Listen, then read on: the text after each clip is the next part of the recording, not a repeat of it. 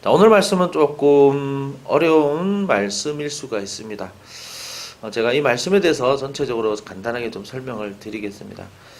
이 말씀은 누가 누구에게 하는 얘기냐면 하나님이 세상 나라들에게 하는 말씀입니다. 그래서 1절부터 자세히 보면 이방 나라들이라고 이제 나오는데요. 이 이방 나라들이 어떤 나라들이냐면 다윗 왕이 다스릴 때 다윗이 점령한 나라들이 있습니다. 뭐 암몬, 모압, 블레셋 이런 나라들 있죠. 다윗이 점령을 했기 때문에 이 나라들이 이스라엘의 조공을 바치고 있는 나라들입니다. 속국인 거죠. 지금 이 나라들이 무슨 말을 하고 있냐면 헛된 일을 꾸민다. 2절 3절에서 이 속국들 이스라엘이 지배하고 있는 이 나라들이 지금 반란을 일으키려고 하는 겁니다. 우리가 하나님께 기름 부음 받은 자를 대적하자, 그의 결박을 벗어버리자, 우리도 자유를 누리자, 지금 그 얘기를 하는 거죠. 근데 4절에서 6절까지는 하나님이 이 이야기를 듣고 어떻게 하신다고 얘기하냐면 그들을 비웃는다 이렇게 얘기합니다. 그리고 5절에서는 이들에게 화를 내면서 깜짝 놀라게 하신다 이렇게 말씀하시고요. 그리고 이제 6절 7절에서는 내가 나의 왕, 하나님이 나의 왕을 나의 아들을 세웠다. 시온에 나의 왕을 세웠다. 7절에서 이 왕은 하나님이 낳은 내 아들이다. 왕을 내 아들이다. 이렇게 말씀을 하고 있는 거죠.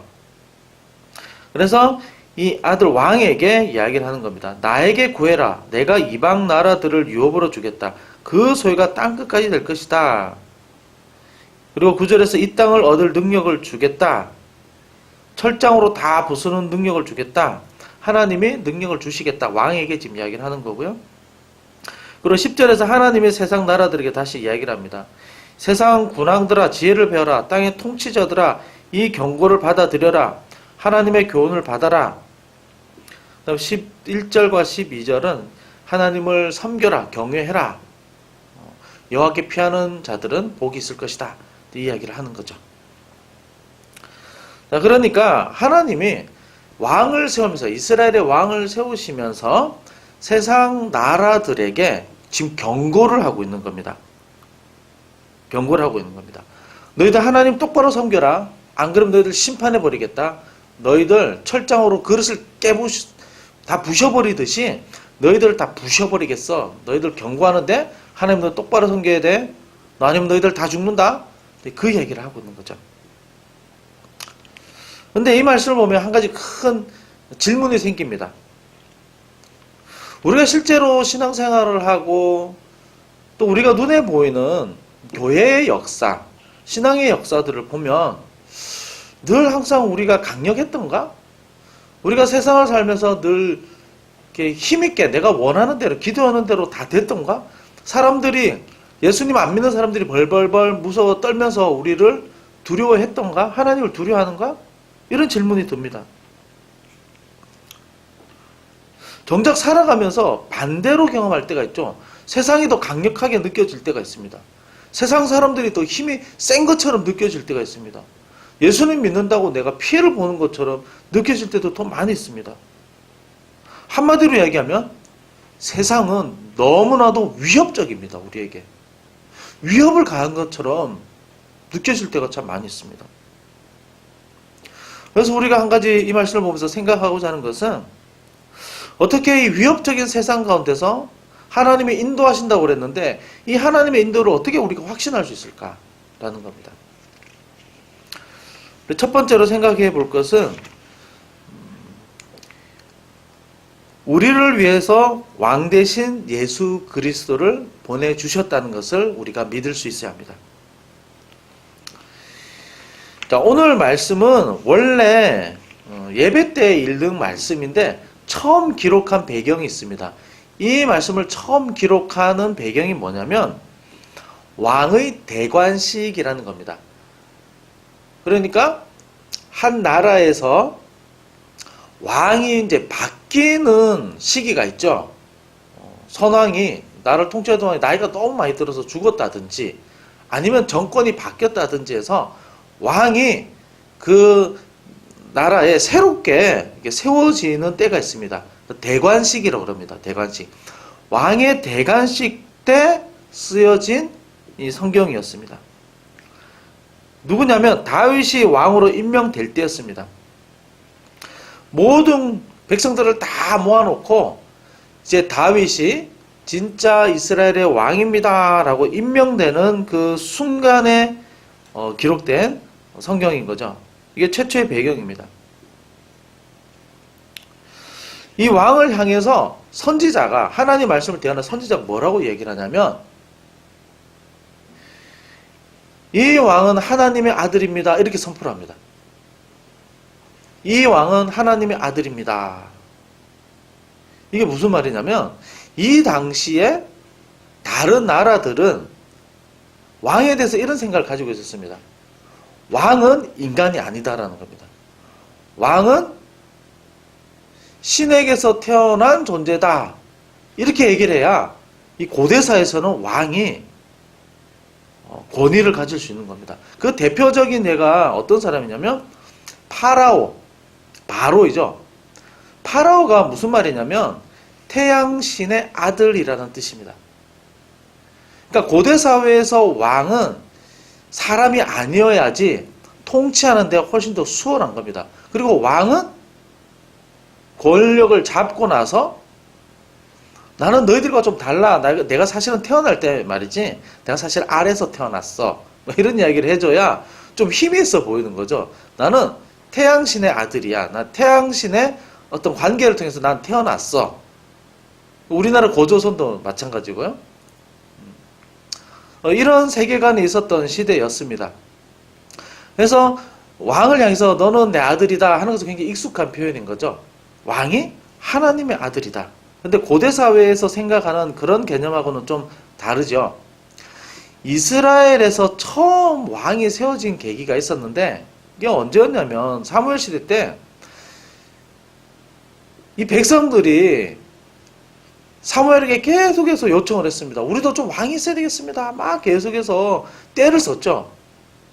사실 왕이 필요 없는 나라였습니다. 누가 왕이었습니까?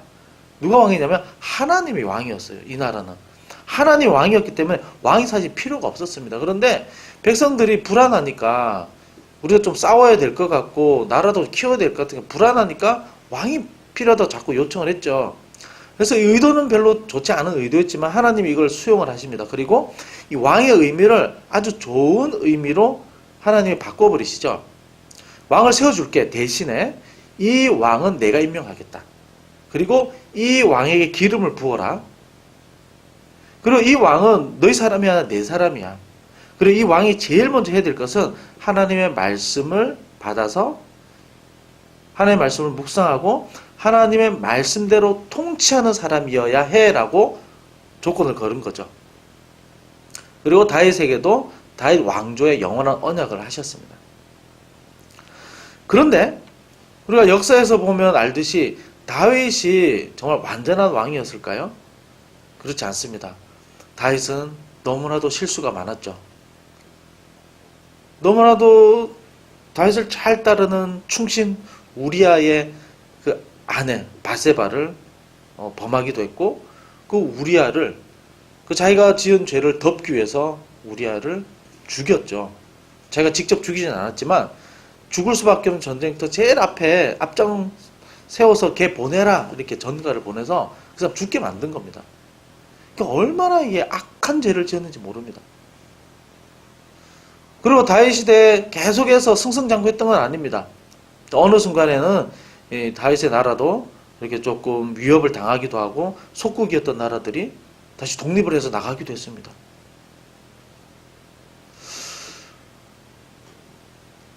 그리고 이스라엘의 역사는 뒤에 이어서 계속해서 보면 계속해서 승승장구했던 것이 아니라 우리가 알듯이 이스라엘은 쫄딱 망하게 되죠. 아수르 제국에 망하게 되고 북쪽이 망하고 남쪽은 바벨론에게 이렇게 망하게 됩니다. 그렇게 보면 이 말씀이 하나님이 정말 통치하신다는 이 말씀이 진짜일까? 의문이 듭니다. 하나님 정말 통치하신다고 한다면 맞습니까? 이스라엘 역사 쫄딱 망했잖아요. 우리 삶을 보더라도 하나님 뭐 함께 하시고 뭐 이렇게 저렇게 다 해준다 하지만 아니 저거 좀 사실 솔직히 좀 어렵습니다. 하나님 우리 이럴 때 많이 있지 않습니까? 그렇지만 하나님은 이스라엘의 이 역사가 이렇게 마무리되지 않도록 하시고 마지막 왕을 보내시죠. 마지막 왕. 마지막 왕이 누구냐면 바로 예수 그리스도인 겁니다. 다윗 왕조의 마지막이 예수 그리스도인 거죠. 그래서 예수님이 태어나시고 세례를 받고 사역을 시작하실 때 마태복음 3장에서 하나님이 예수님을 향해서 이는 내 사랑하는 아들이요 라고 이야기를 합니다. 이것은 실제로 하나님의 아들이기도 하면서 동시에 다윗의 후손, 왕조의 마지막이기 때문에 저 사람은 나의 세운 왕이다 라는 의미도 있는 겁니다. 그래서 예수님이 복음서에서 사역을 하실 때 처음에 뭐라고 외치냐면 회개하라 하나님의 나라가 가까웠다 이렇게 얘기를 하는 거죠. 하나님의 나라 가까웠다. 나라에서 제일 중요한 게 뭐라고 그랬죠? 왕이라고 그랬습니다. 왕. 마지막 왕으로서 하나님의 통치가 이제부터 시작이 되었다. 예수 그리스도가 왕으로서 이 땅에 왔다라고 선언하게 된 거죠. 예수님은 여러 가지 역할들이 있지만 아주 중요한 예수님의 역할이 왕으로서의 역할이죠. 나중에 좀 배우겠지만 예수님의 세 가지 직분이 있습니다. 예수님의 세 가지 직분이 왕, 선지자, 제사장 이 세 가지 직분이 있는 거죠. 이 세 가지 직분은 모두 다 기름 부음 받은 사람들이었습니다. 그래서 기름 부음 받은 사람 메시아 그리스도라고 하는 거죠. 자, 왕으로서 이제 우리를 다스리기 위해 오신 겁니다. 이 통치는요, 예수 그리스도의 이 통치는 영원한 생명을 주는 통치입니다. 그리고 절대로 실패가 없는 통치입니다. 그리고 이 통치는 공의와 사랑의 통치입니다. 우리가 죄를 짓고 실패하고 넘어지더라도 이 나라에서 잘라버리는 게 아닙니다. 너는 나의 백성이 될 자격이 없어 하고 내치는 것이 아니라 비록 자격이 없다 하더라도 다시 돌이키면 받아주겠다라고 하시는 거죠. 이제 우리는요 모두가 예수 그리스도를 왕으로 내 마음에 모신 겁니다. 예수 그리스도를 모셨다는 것은 왕으로서 통치하시는 분으로서 내 마음에 임재하신 겁니다. 만왕의 왕이 우리 안에 계신 겁니다. 완전한 왕입니다. 그러면 우리 삶 가운데 오는 고난은 뭔가요? 고통은 뭔가요? 어려움들은 뭔가요? 물론 우리 가운데 잠깐의 어려움과 위기가 있을 수는 있습니다. 그렇지만 이것은 잠깐일 뿐이라는 거죠. 우리를 다루어 가시고 우리를 성장시켜 가시고 우리를 회복시키시고 또 우리에게 영원한 생명을 주시고 영원한 영광을 주시기 위한 매우 짧은 과정일 뿐인 겁니다. 내 안에 왕으로서 통치하고 계십니다. 그 왕은요 절대 실패하지 않습니다. 그래서 우리가 안심해도 됩니다. 그 왕이 우리에게 함께하고 있기 때문에 왕으로서 오셨기 때문에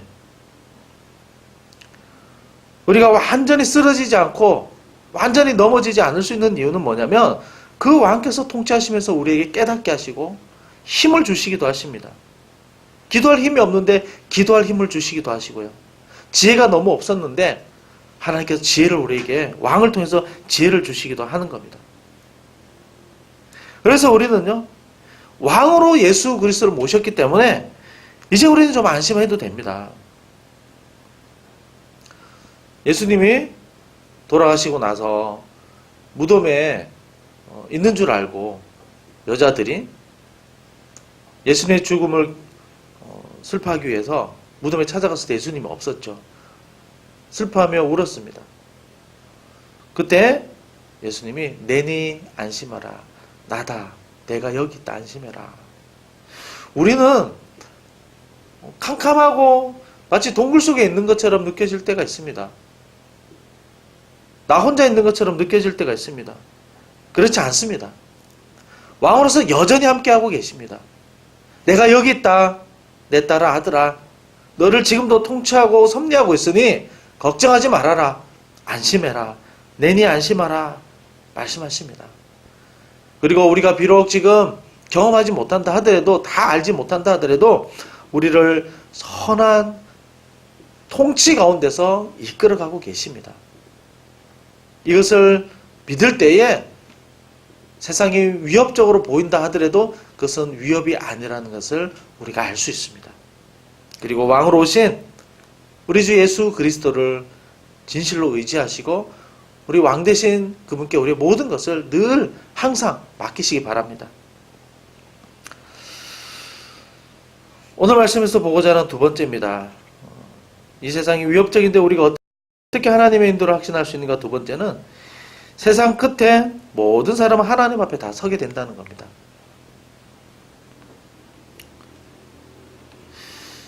우리가 역사를 보면 기독교의 역사는 참 많은 핍박이 있었습니다. 너무나도 많이 들어서 아실 겁니다.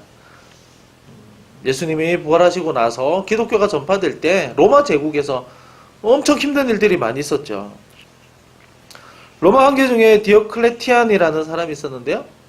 이 사람 때 굉장히 핍박이 심했습니다. 모든 모임, 기독교 모임을 다 금지시켰고요. 교회 문을 닫게 만들고 성경책을 다 불태워버렸습니다. 이 사람이 얘기했습니다. 이제 기독교의 이름은 이 땅에서 사라졌다. 기독교는 이제 이 땅에 없어졌다. 이 황제는 이렇게 생각했습니다. 근데 그 바로 뒤에 왕이 누구였냐면 콘스탄틴 황제. 313년에 기독교를 공인했던 왕이 그 다음 왕으로 이어졌죠. 어마어마한 핍박 가운데서 남은 자를 숨겨두셨죠. 남겨두셨습니다. 사라진 것처럼 보였지만 그 복음의 불씨는요, 여기저기 다 숨겨져 있었던 겁니다. 이 불씨를 끌 수가 없었습니다. 아무리 끈다고 한들, 세상 사람들이, 세상 권력이 아무리 꺼뜨린다고 한들 절대 꺼지지 않습니다. 그래서 하나님이 던져놓은 불씨이기 때문인 것이죠. 디오클레티안 그 다음 왕에서 기독교는 로마의 공식적인 종교로 공인되었습니다. 세계 역사에 이런 일들이 너무나도 많이 있습니다. 중국의 문화혁명이라고 들어봤을 겁니다. 문화혁명. 1966년부터 10년 동안 중국에 있는 모든 종교를 다 말살을 했죠. 이 당시에 기독교도 많이 탄압을 당했고 선교사들도 많이 추방되고 죽기도 했고 또 예수님을 믿는 사람들은 정말 많이 죽었습니다. 그런데 중국에서 기독교가 사라졌을까요? 기독교가 사라지지 않았습니다. 오히려 그 문화혁명 때문에 지하교회가 훨씬 더 많이 생겨났고요. 그 보이지 않는 곳에서 예배하고 또 하나님을 찬양하는 일들 때문에 가정교회라는 조직으로 엄청나게 많은 보이지 않는 교회들이 생겼고 지금도 탄압을 많이 하고 있습니다. 공식적인 예배는 안 되거든요. 그렇지만 추정하기로 약 1억 명의 기독교인이 있을 것이다 지금 추정을 하고 있습니다. 여러분 세상은요, 우리가 아무리 뭔가 잘하고 아무리 뭔가 선한 일을 많이 하고 복지를 많이 펼친다 하더라도 하나님 자체를 거부하는 사람들이 있습니다. 기독교라는 하나님을 믿는다는 것 자체가 너무너무 싫은 사람들이 있습니다. 기독교가 조금만 잘못하면 벌떼처럼 달라들어서 비난하는 사람들 얼마나 많은지 모릅니다. 물론 우리가 잘못한 건 반성하고 사과를 해야죠. 회개해야죠. 그렇지만 보이지 않는 곳에서 얼마나 참 복음을 위해서 어려운 가운데 섬기고 있는 사람들이 얼마나 많은지 모릅니다. 작은 교회 목사님들을 정말 많이 만나는데요. 이분들 뭐 책 때문에도 만나고 또 여러 정보와 교제 때문에도 만나지만 보이지 않게 정말 눈물로 기도하고 어려운 사람들을 섬기는 분들이 얼마나 많은지 모릅니다. 얼마 전에 뭐 도시선교 전략회의 뭐 이렇게 해가지고 좀 아름아름 목사님들 한 20여 분 정도 해서 이렇게 같이 나누었는데요. 사회복지과를 통해서, 동사무소를 통해서, 또 보이지 않게 정말 다양한 방법으로, 참 다양한 아이디어로 보이지 않게 섬기는 분들이 얼마나 많이 계신지 모릅니다. 우리가 언뜻 생각하기에는 안 믿는 사람들이 더 강해 보입니다. 언뜻 생각하면 교회가 사라질지 모르겠다는 위기감이 찾아오기도 합니다.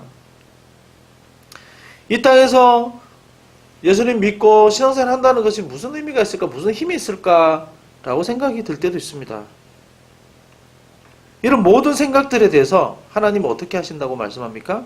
오늘 말씀에서 하나님은 4절에서 이 모든 생각들을 비웃는다. 비웃으신다. 하나님 보실 때 너무 기가 찬 겁니다. 교회가 사라질 거라고? 믿음이 아무 의미가 없다고? 교회가 너무 많다고? 하나님은 웃습니다. 말도 안 되는 소리야. 말도 안 되는 소리야. 하나님의 능력이 얼마나 강력한지, 얼마나 전능하신 능력인지, 얼마나 모든 것을 하실 수 있는 하나님이신지, 창조주이신지,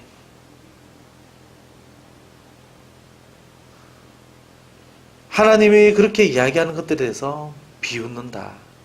비웃는다 말씀하고 있습니다. 우리가 믿음 없는 이야기를 할 때 하나님은 그 이야기를 듣고 웃으실지 모릅니다. 네가 뭘 아직도 모르는구나. 내가 얼마나 크고 능력이 많은지, 이 세상을 어떻게 만들었는지, 내가 이 세상을 어떻게 운행하고 있는지 아직도 너무 모르는구나. 세상이 커 보이지만 절대 크지 않단다. 너를 위협하지만 그것은 그림자에 불과하단다. 그림자로 보이는 늑대에 불과해. 그림자로 보이는 독수리에 불과하다. 그것은 아무것도 아니다. 하나님은 웃는다고 말씀하고 있습니다. 비웃는다고. 그리고 그 언젠가 하나님은 모든 사람을 하나님의 심판대 앞에 반드시 세우고 마십니다. 시간은요, 영원하지가 않습니다. 시간의 시작이 있고 시간은 분명히 끝이 있습니다. 그 끝은요, 우리는 알 수는 없지만 하나님이 보실 때는 곧 끝이 나는 겁니다. 그 심판대 앞에서 볼 때는 너무나도 영원한 시간이 기다리고 있는데 마치 여기서 영원한 것처럼 살아가고 지금 이 시간이 영원할 것처럼 주장하는 모든 이 어리석은 판단과 생각들에 대해서요, 하나님은요, 안타까워하시고 하나님은 웃습니다. 마지막 날에 모든 사람이 그 심판대 앞에 반드시 서게 되고요, 하나님을 인정하고 예수 그리스도를 왕으로 모시고 통치를 받은 사람과 하나님을 거절하고 왕의 통치를 받지 않겠다고, 그 결박을 풀겠다고, 거기서 벗어나겠다고 한 사람들이 어떤 결과를 얻게 될지 하나님 반드시 보여주십니다. 하나님 반드시 깨닫게 하십니다. 반드시 우리가 이것을 보게 될 날이 분명히 옵니다. 반드시 그 날이 찾아옵니다. 통치를 거절한 자, 그 아들 예수 그리스도가 우리를 위해서 피를 흘리시고 십자가에 죽으신 그 무한한 사랑, 아들을 버리신 그 무한한 사랑을 거절한 사람들에게는 무한한 심판이 있는 겁니다. 무한한 사랑을 받아들인 사람은요, 무한한 사랑을 계속 경험하게 되는 거고, 무한한 사랑을 거절한 사람에게 무한한 심판이 따르게 되는 겁니다. 그래서 통치를 받지 않는 자는 슬피 울면서 이를 갈미 있을 겁니다. 그러나 오늘 말씀처럼요, 12절 말씀처럼 하나님께 피하는 자는 복이 있습니다. 1장의 말씀처럼 복 있는 사람이라고 하는 것은 그에게 피하는 사람입니다. 12절에서 이렇게 말씀하죠. 그의 아들에게 입맞추라. 그렇지 아니하면 진노하심으로 너희가 길에서 망하리니 그의 진노가 급하심이라. 여호와께 피하는 모든 사람은 다 복이 있도다. 여호와께 피하는 모든 사람은 다 복이 있도다. 여호와의 율법을 죄로 묵상하는 자도 복이 있지만 하나님께 피하는 자도 복이 있다. 이렇게 말씀하고 있습니다. 오늘 이 편에서 우리에게 말씀하십니다. 세상이 우리를 위협하고 우리의 세상이 두려워 보일 때도 있습니다. 그러나 그들은 우리의 생명에 손을 댈 수 없습니다.